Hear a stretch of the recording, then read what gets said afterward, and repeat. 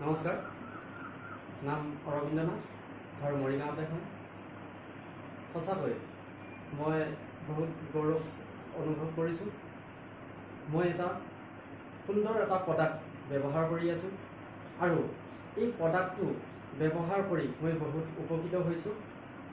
সঁচাকৈ মই আগতে বহুত বেমাৰত ভুগি আছিলোঁ।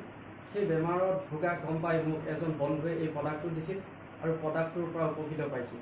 মোৰ বেমাৰটো ক'ব গ'লে মোৰ উশাহ নিশাহ লোৱাত অসুবিধা হৈ আছিল, কাহ হৈ আছিল আৰু যিটো মোৰ ইমিউনিটি ছিষ্টেমটো বহুত দুৰ্বল আছিল। সেইখিনি যেতিয়া এজন বন্ধুক মই কৈছিলোঁ তেতিয়া মোক এটা তেওঁ প্ৰডাক্ট দিছিল। প্ৰডাক্টটোৰ নাম হৈছে কৱচ পাছ। On and on element wellness ব্ৰেণ্ডৰ হয় কৱচ পাছ। এই কৱচ পাছটো ব্যৱহাৰ কৰি মই উপকৃত হৈছোঁ, লগতে মোৰ ঘৰৰ মানুহকো মই পৰিয়ালকো দিছোঁ আৰু পৰিয়ালকো দি মই তাৰ পৰা উপকৃত লাভ কৰিছোঁ। আজি কৰোণাৰ সময়, আজি কৰোণাৰ কাৰণে বহুত মানুহ ভয় খাবলৈ লৈছে, কাৰণ কৰোণাই এই উশাহ নিশাহ লোৱাতেই অসুবিধা কৰে আৰু মই এই উশাহ নিশাহ লোৱাত অসুবিধা কৰাৰ কাৰণেই আজি আপোনালোকক ক'ব পাই মই গৌৰৱ অনুভৱ কৰিছোঁ, কিয়নো মই বহুত উপকৃত হৈছোঁ এই প্ৰডাক্টটোৰ পৰা।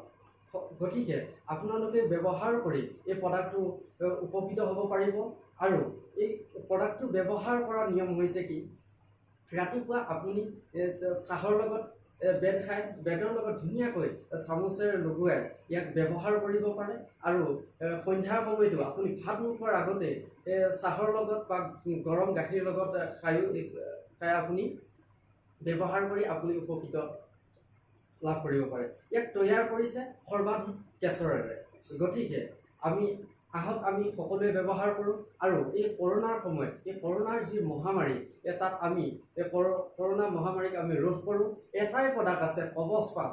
সঁচাকৈ মই ইয়াৰ পৰা উপকৃত হৈছোঁ আৰু আপোনালোককো ক'ব পাই মই বহুত গৌৰৱ অনুভৱ কৰিছোঁ। ধন্যবাদ।